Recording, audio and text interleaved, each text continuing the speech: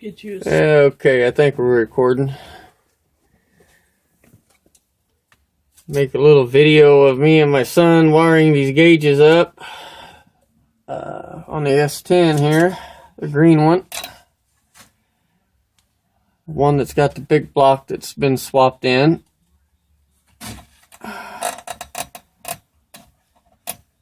Small block in it was fine. It had plenty of power, but I wanted to do something different.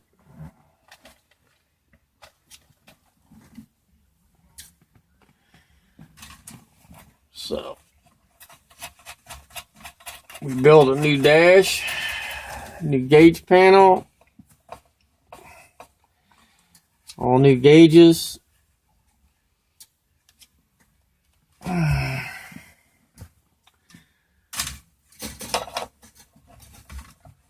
It looks like a bird's nest now.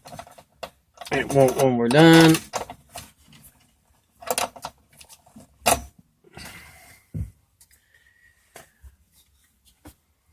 All mechanical gauges, capillary tube style for the temperature gauge. I don't like electric. The gauge can read different depending on variances in voltage. And when you've got a lot of money wrapped up into a balanced and blueprinted big block, you don't want to take a chance on overheating something because your $17.99 Equus gauge from O'Reilly's is a piece of crap.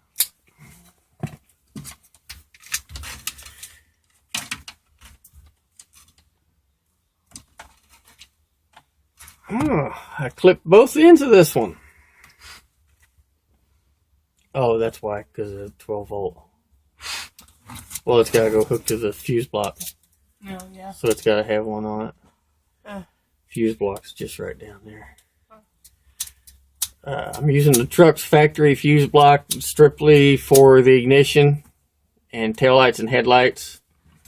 Everything for the gauges, radio, anything like that. Piece of shit out of my way.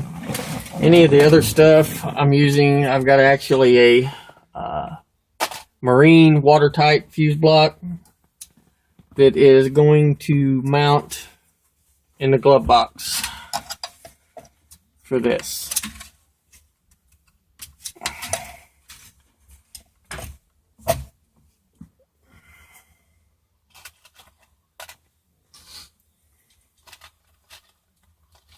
This video is probably boring, but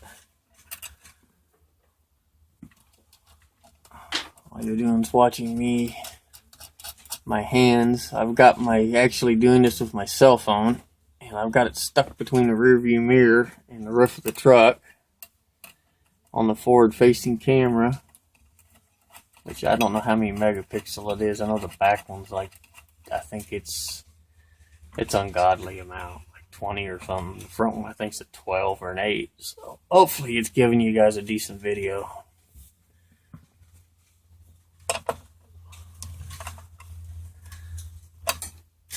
The next one, just put gauge, I'll tell you, and then put lights.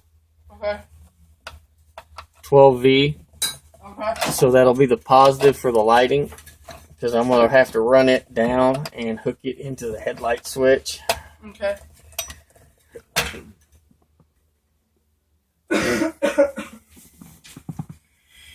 Okay. That one there should be. I know this is boring. But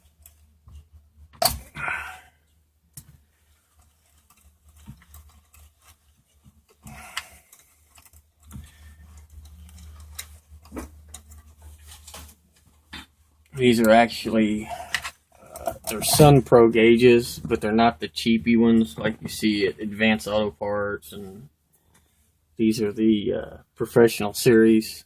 12V. 12V. Sun Pro is actually owned by Snap-on, so anybody that's ever bought Sun Pro gauges, it'll say owned trademarked by Snap-on Tool Company on them. So positive and negative for the voltmeter. And then I need you to put one after that voltmeter. Okay. Just put voltmeter with a plus sign, and then one that says voltmeter with like a negative slash sign. Okay. And then 1 volt positive? Yep, volt positive, volt negative. Okay.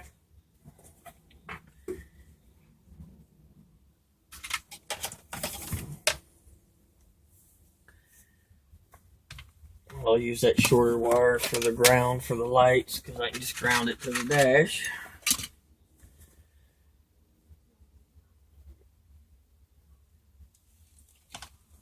I used those white-faced Equus gauges that O'Reilly sells when I had a small block in it because I actually like the look of them. The numbers, the way they were set up. And they're not a bad gauge. But this time around, with the big block, we went a little more extreme on stuff with the engine. And this time I'm running multiple water temperature gauges. Actually, one in each head, so I know which one bank's running lean or rich. And then a third temperature gauge in the intake. I know it's overkill, but like I said, I've got a lot of money tied up in this engine. I'm running an oil pressure gauge, one on the front of the motor and one on the back, being the big block has a provision on each end of the block for oil pressure gauge.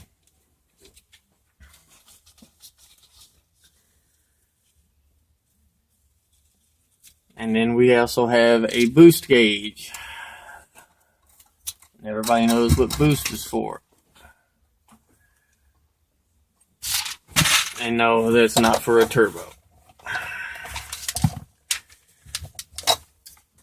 Okay, that's positive. I need this one back. So, my son's making labels over here for me for each one of the wires.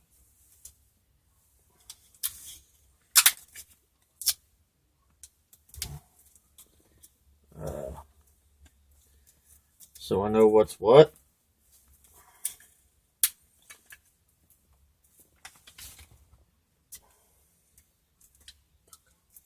And I thought that one was the gauge one.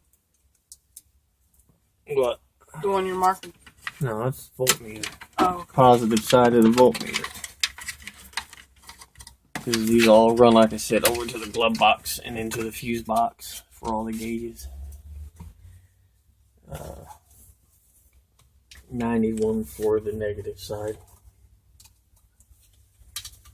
Alright. And then probably make me one for the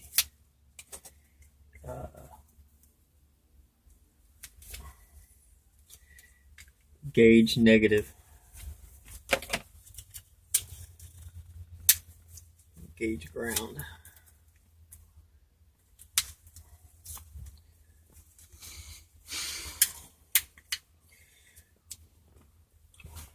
I'm good at it, but I hate doing wiring. And why that is because for years the man I worked for, we had dump trucks, and instead of buying new ones, what we did was build what was called a glider kit, which means you bought the truck from Peterbilt with everything but basically the engine transmission in it. And you supplied your own engine, transmission, rear ends. And I used to have to wire all that, run all the air lines, and set the valves up, and plumb everything. And after doing about 20 trucks, you just hate doing it. Me and his son rewired the house last summer, and that was, or actually last winter. We did it while it was cold up in the attic. And that was a fucking nightmare in its own. 100-year-old farmhouse. We actually had 4 glass screw-in fuses for a 1,500 square foot house. And it was actually very scary. And all the 220 was wired straight into the top of the box. So yeah, it was a little freakish. Yeah, he said, son said freakish. Freakish ain't the word for it. It was just an absolute disaster. Put these on. Yeah, and I'm moving all your stuff. Oh, they're on a flat washer down into no man's land. Oh, we got it back. And in case you're wanting to know what this material is, we had a cat that decided to tear up our leather couch, and we got a new couch. So my wife cut all the leather out of the old couch and saved it. So I wrapped my dash panel and some of my other panels, switch panels and stuff, in leather.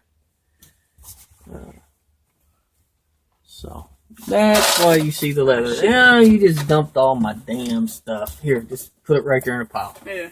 Right there on the hump. That works easier for you. It was going to end up getting dumped sooner or later anyway. Yeah. Just don't sit on nothing that's going to poke a hole in my leather seat, Junior. Yeah, don't worry. Yeah, we got rid of the cloth S10 seat. Now we got a third row seat out of a newer Tahoe leather seat in here for a seat. And I just had to weld my S10 tracks on the bottom of it. Come out perfect. So, 11 minutes and 42 seconds. YouTube don't like it when you go over 15 minutes, I believe.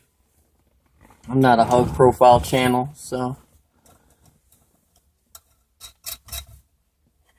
But I'll give you a view of the dash here before I stop this video real quick. So, bear with me here. I'll show you what the gauges look like. If you can see that. My hand's shaking because I only got a hold of it with one finger. But yeah, there's the gauges. That's what we're working on now. So, coming up on 12 minutes. I help over here. I'll make another one when we start in underneath the hood. And of course, when I break the motor in. Right now, I'm having to divert some money to take care of some issues. We had a vehicle go down, so we had to replace a vehicle. So, yeah. And I don't pay payments, so we're looking for something to pay cash for. About a 3 or 4 year old. 4-wheel drive. So, anyhow. That's a video for now. Like I said, there's shakiness. Switch panel. Only need 3 switches. Of course, the 427 emblem on the dash, because that's what's under the hood now. It's just 30 over. And it is a true L88. We found that out when we took the RPO code off the block, and it had a solid cam in it. But that's the rest of it. So, no headliner yet.